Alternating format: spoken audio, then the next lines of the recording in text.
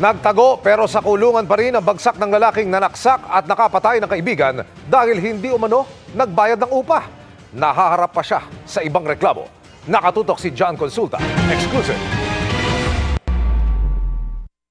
Abril nang lusubin ng lalaking ito ang dati niyang kaibigan sa Sampaloc, Maynila.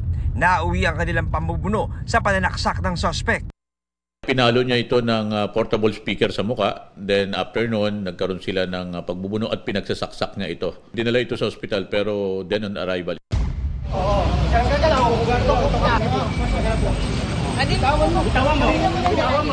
Matapos ang 3 buwan, natuntun ang suspect sa Rizal. Nung siya'y nalapitan, hinawakan na po siya agad. At nung nakapkapan nga, nakakuha pa kami sa kanyang posesyon ng isang patalim.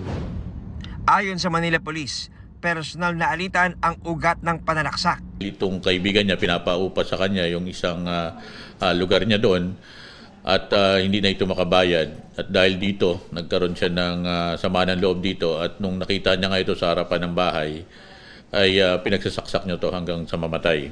Bukod sa kasong murder, may warrant rin ito sa kasong frustrated murder sa Quezon at warrant sa illegal possession of firearms sa Cavite. Todo tanggi ang suspect. Pero kayo po ba yung nanaksak? Hindi po, sir. Hindi kayo? Hindi po. Okay. Medyo kahawig ko po yung nasa viral.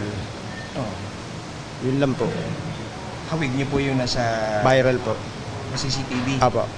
Nang ipakita na namin ang isa pang CCTV footage ng suspect sa isang kalapit na tindahan, ilang oras bago nangyari ang pananaksak, kinumpirma niyang siya ang nasa video.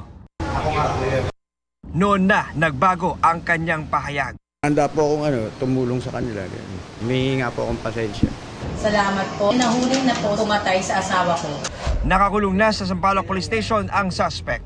Para sa GMA Integrated News, John Consulta, nakatutok 24 oras.